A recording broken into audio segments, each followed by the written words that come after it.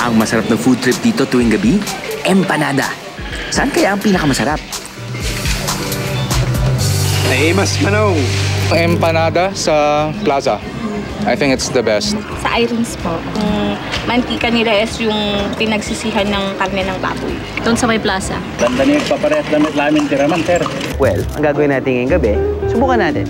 Akin lang naman to eh. Taste ko lang naman to eh. Nandito tayo ngayon sa Empadahan.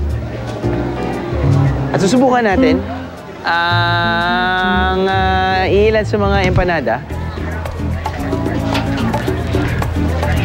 Hello po.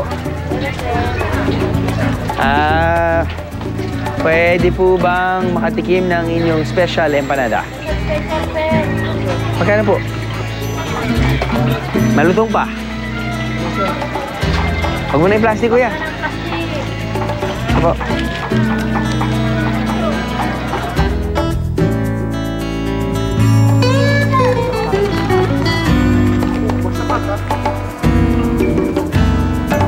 Sarap. Sarap. Uy. Okay. Ano ang pinagkaiba nitong empanada? Ang pinagkaiba ng empanada na to, yung kanilang longganisa. Alam ko naman, usually, di ba yung vegan longganisa, medyo garlicky, medyo salty. Ito, garlicky, but sweet. Not a bad combination. Now for our next empanadahan.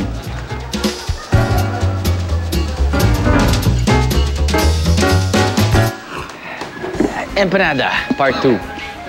Ito yung pangalawang empanada ko, titikman ngayon. Gusto ko naman naman kung anong difference nito ang empanada na to na special. At yung special na kakakain ko lang dun sa empanadahan kanina.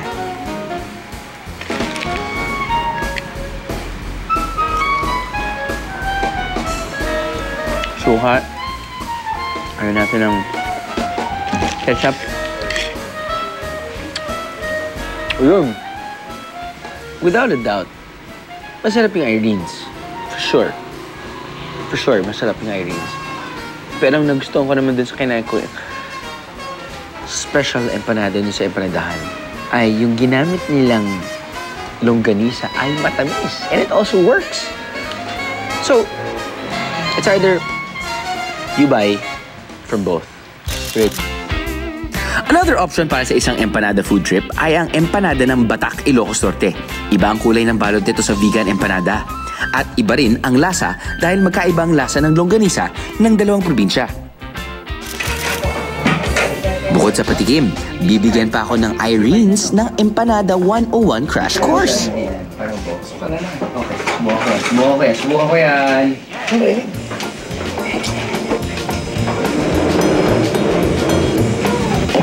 Perfect.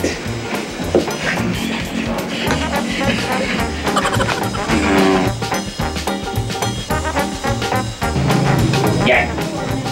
Galing ko talaga.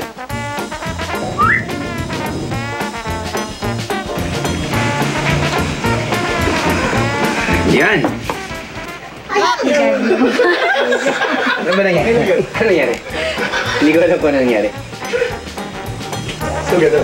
So, gano'n. Alam mo na ngayon.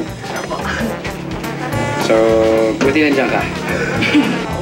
So, ito yung tinatawag natin Ilocano dim sum. Ayan, Amerikano at pala. Ako, mukhang nag-crash ako dito sa course na to, ha? Ito yung tunay na empanada. Ito ang empanada na gawa ng pagmamahal. Kaya different forms of love. This is my form of love.